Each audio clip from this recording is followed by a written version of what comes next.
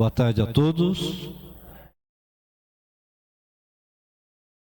Segunda chance, vai. Boa tarde a todos. Isso, acordamos, né? Que bom. Sempre um prazer estar aqui com vocês, todo sábado. E sejam todos muito bem-vindos a esta casa, Centro Espírita Obreiros do Senhor. E principalmente essa tarefa que é tão especial para nós, que é a Escola de Paz Eurípides Barçanufo, cujo lema, educar-se para educar. E para isso, estamos aqui hoje, nos educarmos mais um pouquinho, para que assim possamos passar isso para frente, para todos os que nos cercam, não só nossos filhos, tá? Amigos, até desconhecidos, a gente sempre tem uma oportunidade de aplicar tudo que aqui aprendemos, não é verdade? Tem alguém aqui vindo pela primeira vez?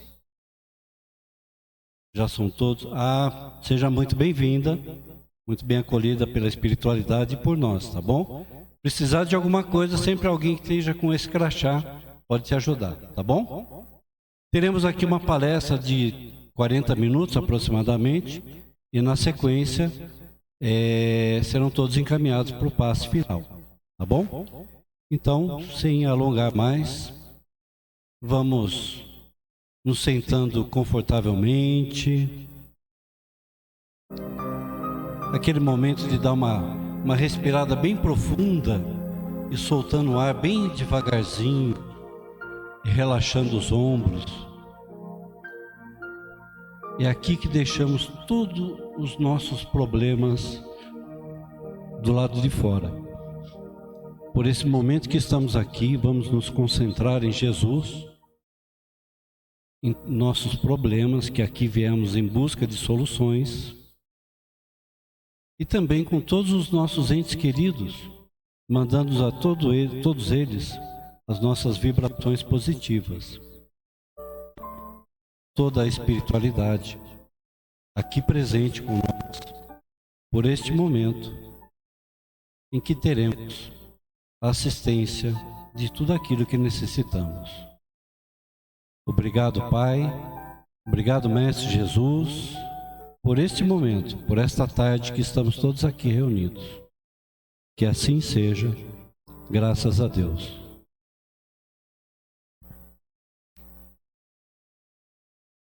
Hoje teremos aqui o nosso querido André Dalmas para falar para a gente sobre o reino de Deus em nós.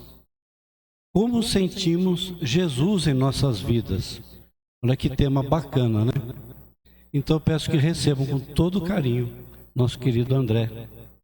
Bom, seja bem-vindo, André. Obrigado, Antônio. Boa tarde, amigos. Jesus nos envolve mais nessa tarde.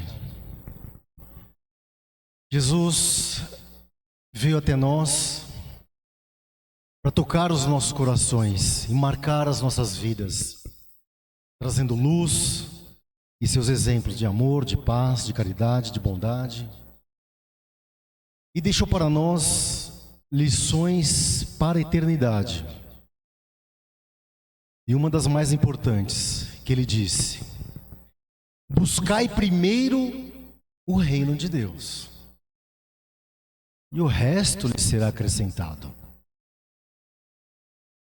E também disse: o reino de Deus está em vós. Então, meus queridos amigos, olhando para a parábola dos dois filhos, que também é conhecida como a parábola do filho pródigo, nós vemos ali que o ser humano tem o hábito de inverter isso. Ele não busca primeiro o reino de Deus. Ele vai no reino dos homens e busca viver a vida não priorizando o espírito, mas dando enfoque na matéria. Então, na parábola, os senhores devem se recordar, tem dois movimentos. O primeiro movimento, quando ele sai da casa paterna, com a herança divina com ele, e ele sai dilapidando todo o seu patrimônio divino. Acaba com tudo. Neste primeiro movimento dele, nós vemos que ele vive buscando tão somente os prazeres da vida mundana. Até que, depois de desperdiçado todo o patrimônio divino, penúria, em miséria, em falta, em carência, em fome. E aí, diante dessa dor superlativa, ele cai em si. E aí ele faz então um movimento de retorno, de volta para a casa paterna. Porque diz lá na parábola, ele se recorda que na casa do pai havia pão em abundância. Então ele resolve retornar. Então, se no primeiro momento a gente vê este homem caminhando e vivendo a vida, buscando os prazeres dela, no segundo movimento que a gente vê é que ele está agora buscando a verdadeira felicidade. Busca construir a sua felicidade. Ele está fazendo aquilo que Jesus disse: busque primeiro o reino de Deus. Busque o divino. Isso sim é construir a sua felicidade. Então, nesse segundo movimento, ele está fazendo isso. Ele está buscando o reino de Deus. E lembrando, Jesus disse: o reino de Deus está em vós. Então, nós temos dentro de nós todo o potencial, todos os recursos, todos os meios para a nossa felicidade. É o que Jesus nos mostrou. Pois bem, mas como disse no começo, nós somos alunos difíceis, repetentes, recalcitrantes. Ficamos reencarnando para tentar aprender essa lição. E a gente continua buscando primeiro as coisas da vida material.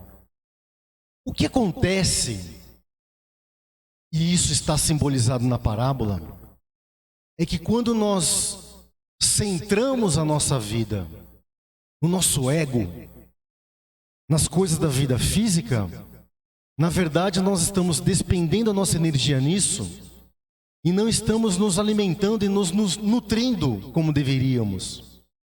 Porque essas coisas não alimentam o nosso espírito. Então o que nós fazemos é, embora sejamos espíritos numa jornada física, o que a gente faz é buscar materializar o nosso espírito, ao invés de espiritualizarmos a matéria. Não buscamos primeiro o reino de Deus. E aí nós nos desabastecemos.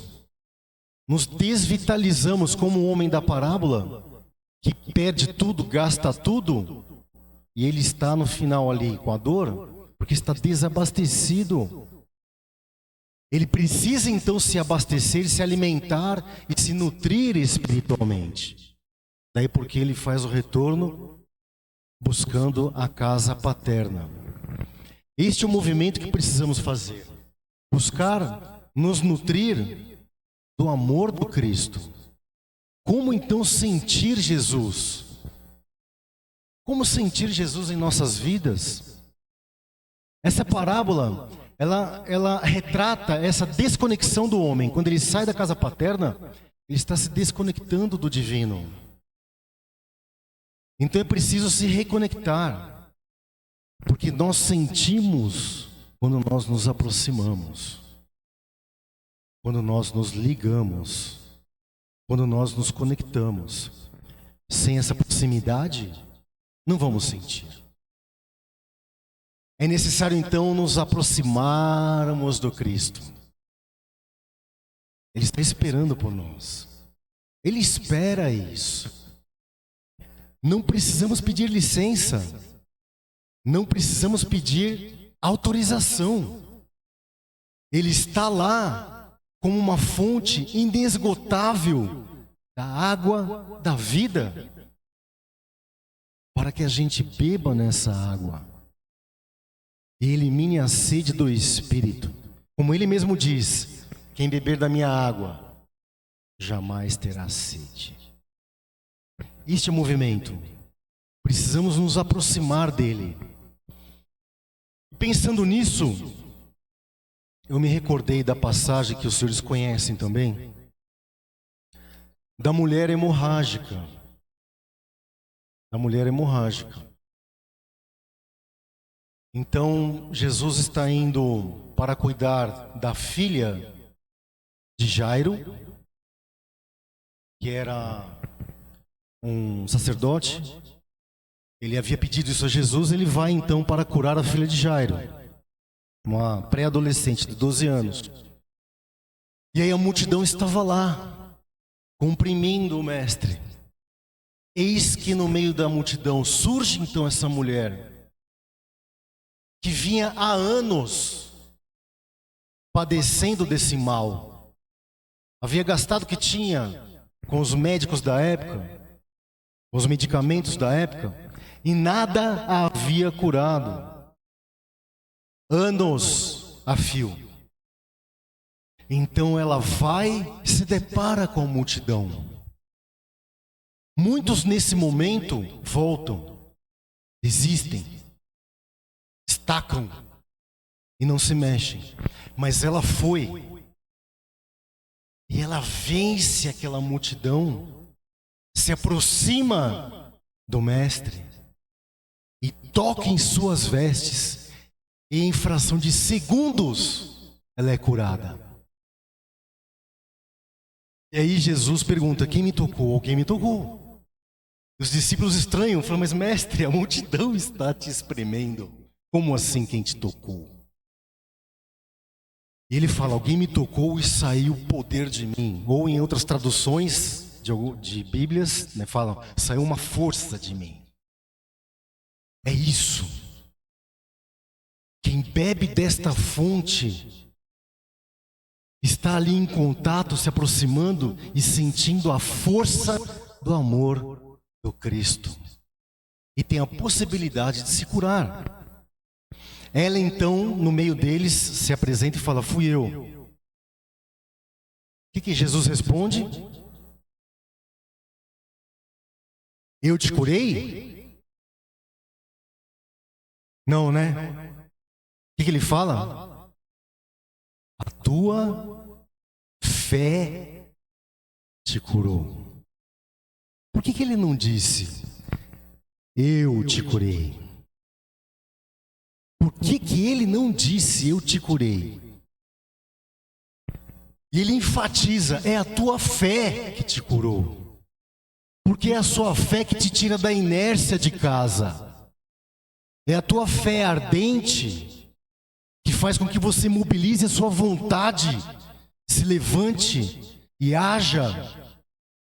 É a tua fé que te faz ir adiante, mesmo quando você se depara com a multidão de problemas. E você supera. Você vai. Então ele ressalta que é a fé. E essa fé, meus amigos, é daqueles que buscam o reino divino. Mas aí tem um enigma que eu coloco para vocês.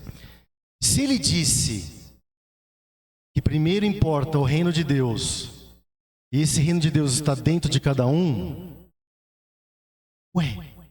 por que ela foi buscar fora dela? Ela foi fora dela, né? Foi até a Cristo. Então, como a gente resolve isso? O reino de Deus não está dentro de nós? Mas ela buscou fora? Não! É simbólico. Ela não buscou fora. Na verdade, ela já estava numa conexão interior com o divino. Ele foi uma ponte. Mas é como ele diz: o reino de Deus está dentro de nós. Se nós nos conscientizarmos disso, entrarmos em contato com a nossa centelha divina, porque fomos feitos à imagem e semelhança de Deus. Então todos nós temos a centelha divina no nosso íntimo. Se nós entrarmos em contato com essa centelha divina, nós estamos mobilizando então nossa fé, que é a crença no Pai, Criador da vida, a crença, a confiança em Deus, em nós também, em nós também. Então foi esse movimento de se aproximar dele, que ela vinha já com essa, buscando essa conexão maior, e ela então obtém a cura.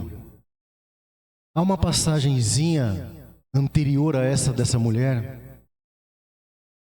que passa despercebido por nós, que é muito interessante também, que foi assim, um pouco antes, Jesus estava em outro local, quando ele se depara ali com uma pessoa que estava endemoniada.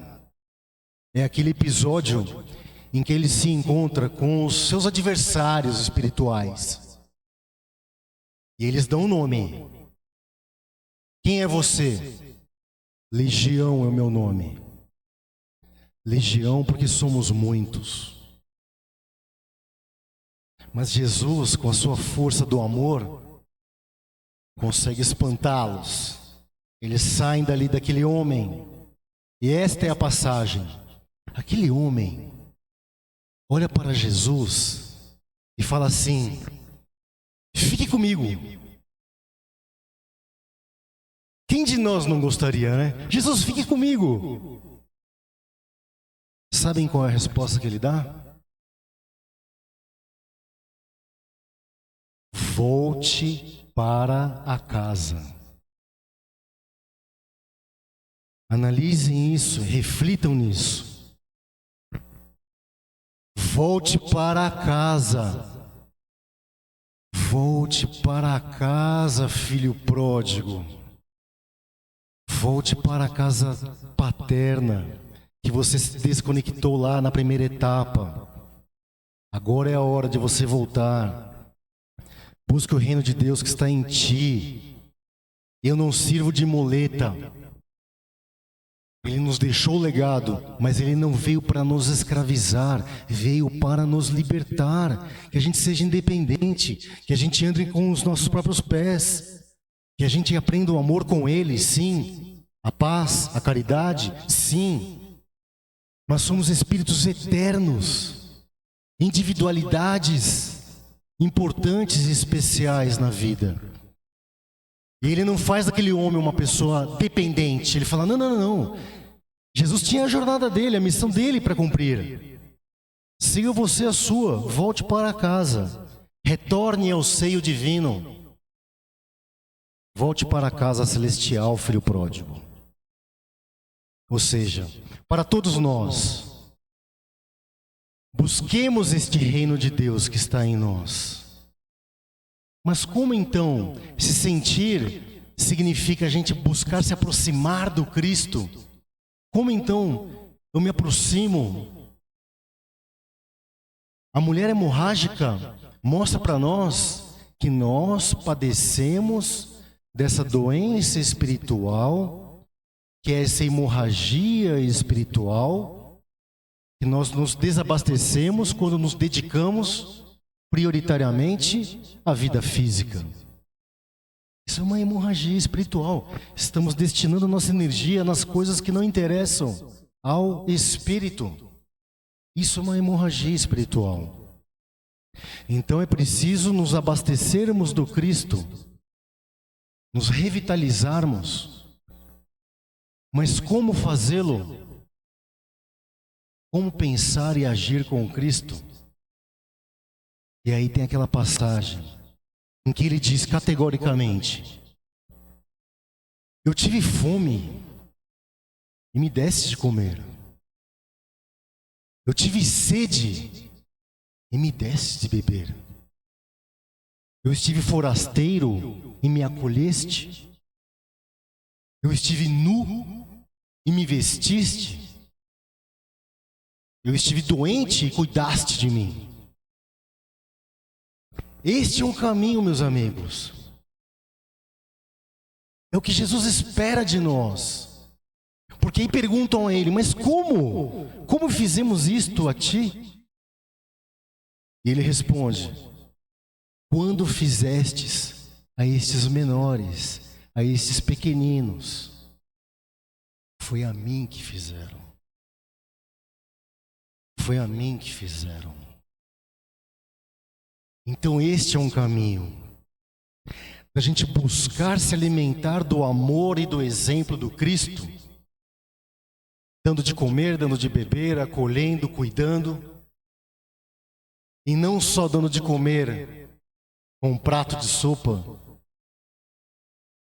não só saciando a sede com um copo d'água, não só vestindo com a roupa, mas dando de comer, alimentando o outro com respeito, com amor, dando o nosso melhor, a nossa paz, a nossa caridade, saciando a sede dessa forma, vestindo o outro com respeito, com dignidade, acabando com a indiferença, o egoísmo e o orgulho que representam a multidão dos nossos problemas. É preciso varar essa multidão, vencer esses obstáculos e chegarmos lá. E aí nós vamos nos alimentando. Mas vejam que interessante, eu fiz essa colocação de manhã. Esse é um caminho de mão dupla, que a gente acha que só nós estamos precisando de Jesus e necessitando se alimentar dele. Eu pergunto, mas Jesus, não tem ele fome? Jesus tem sede? Sim ou não? Acham que sim? Acham que não? Não pensaram nisso ainda?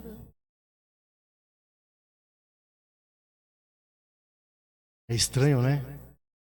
Falar que Jesus tem fome, Jesus tem sede, mas eu não me referi há pouco dessa passagem bíblica em que está dito: eu tive fome, eu tive sede. Jesus tem fome do nosso amor. Jesus tem sede da nossa paz. Jesus tem fome e sede da nossa solidariedade, da nossa fraternidade, para que todos nós no planeta, a gente comungue, a gente seja fraterno, a gente se una em paz, não em guerras. Que a gente se una em amor, em nome dele, em nome do Pai. Ele tem essa fome. E ele diz ali que ele cura essa fome e essa sede quando nós fazemos uns pelos outros. Essa é a nossa missão. Nos doarmos, cuidarmos uns dos outros. Tanto que ele, quando retorna, depois da crucificação, ele está com o seu amado discípulo, Pedro. Ele pergunta, não uma, não duas, 3 vezes. Pedro, tem algum Pedro aqui? Não? Pedro, você me ama? Qual é o seu nome? Eduardo, você me ama? Eduardo vai pensar, mas Jesus olha para ele. Você me ama, Eduardo? Aí Eduardo, não, sim, eu te amo, mestre. Pedro respondeu, né? Eu amo. Pedro, Eduardo, você me ama? Nós amamos o Cristo quando nós damos de comer aos famintos, damos de beber aos sedentos, vestimos aqueles que estão nus e assim por diante. Isso é amar o Cristo. E então ele responde a Pedro. E Pedro fala as 3 vezes, sim, eu amo, sim, eu amo, eu amo. E aí Jesus fala, apacenta minhas ovelhas, cuide das minhas ovelhas. Isso significa, meus amigos, cuidemos uns dos outros, porque somos filhos do mesmo Pai. Somos filhos do mesmo Pai. Está faltando isso na humanidade. União. solidariedade, fraternidade, respeito ao próximo, cuidado com o próximo. Nós então nos desconectamos do Pai e ficamos tão envolvidos com a nossa rotina, a correria da nossa vida, não é? A gente se desconecta. A gente se desconecta. A gente prioriza o ego. A nossa vida limitada às questões materiais, ou restringida, ou mais focada nas questões materiais. E o resultado é o que estamos vendo aí. Guerras fratricidas. Tenho certeza que é o que nós não queríamos. Puxa vida, se a gente perguntar aqui, ó, quem queria essas guerras aí? Tenho certeza, todo mundo vai dizer, eu não quero.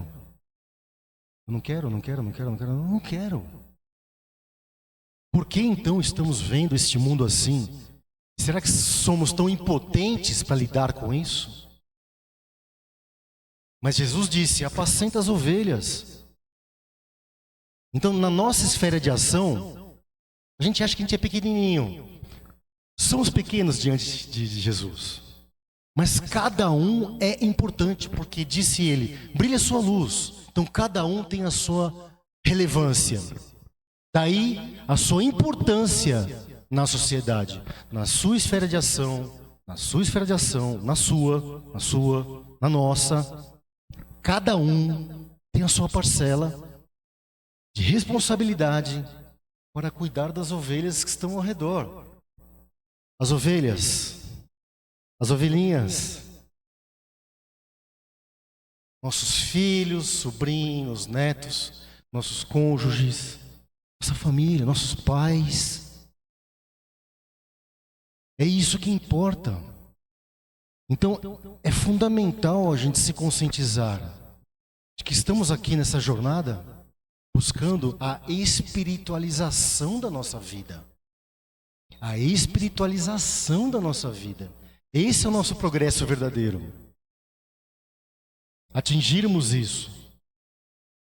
A cura do nosso espírito, ela diz muito mais respeito ao que está no nosso íntimo do que no exterior.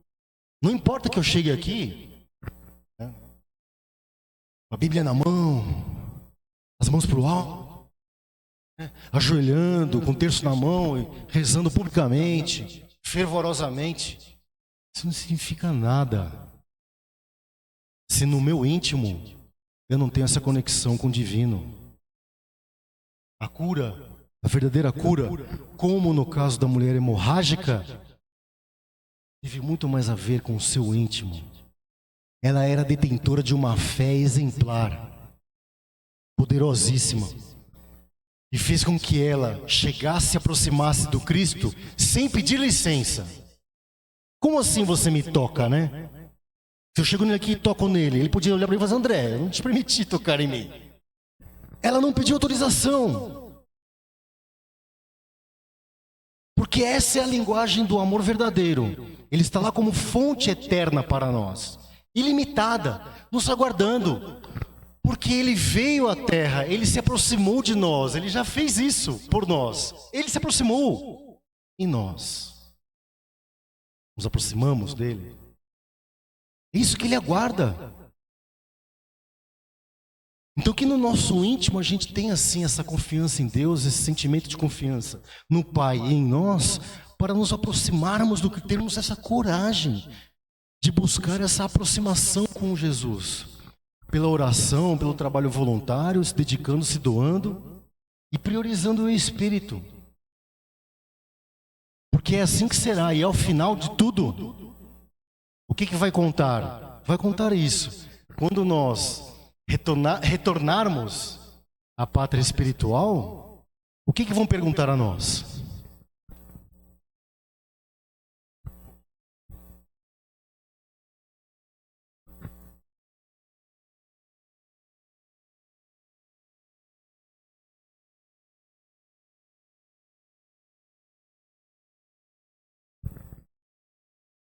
Vão perguntar assim, qual é o seu nome? Peterson. Peterson, você me amou Você me amou? Você me amou, Peterson? É isso que importa. Qual o teu nome? Vinícius. Mesma coisa. Vinícius, você me amou? Você me amou verdadeiramente? Amou? Apacentou as minhas ovelhas? Cuidou das minhas ovelhas? É isso que vão perguntar para nós.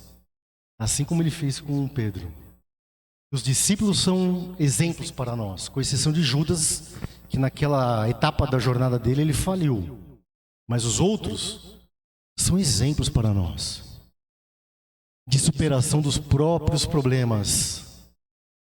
Fazer como João Batista disse: agora é hora para que ele, Cristo, cresça e eu, ego, diminua.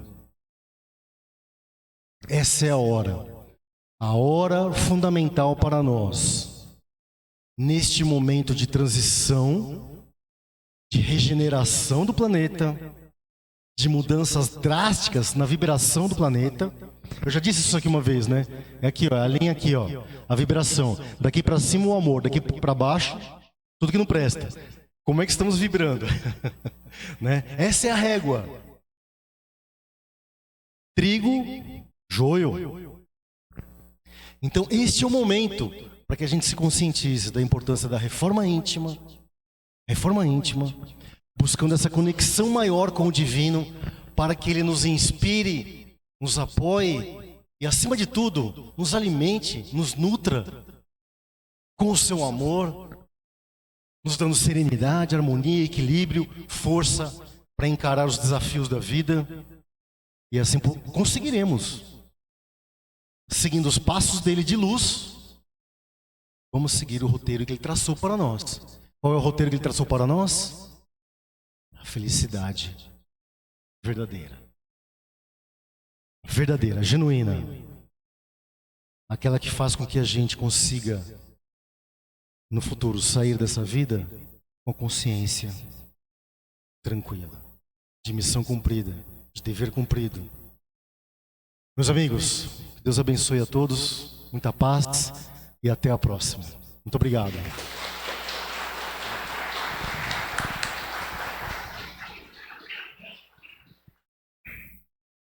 Muito obrigado, André. Em nome da Escola de Paz, contamos sempre com você aqui, tá? É educar-se para educar. Nos educamos um pouco hoje, né? Então vou pedir para toda a equipe da Câmara de Passe que se dirija ao local, para que depois possamos atender a todos. Enquanto isso, quero convidar a todos para a palestra da próxima semana, próximo sábado, sobre mediunidade na infância. Olha que tema interessante, né? Compreensão e acolhimento na família. Tá bom? Contamos com todos vocês aqui no próximo sábado, tá? E teremos também a lasanha solidária.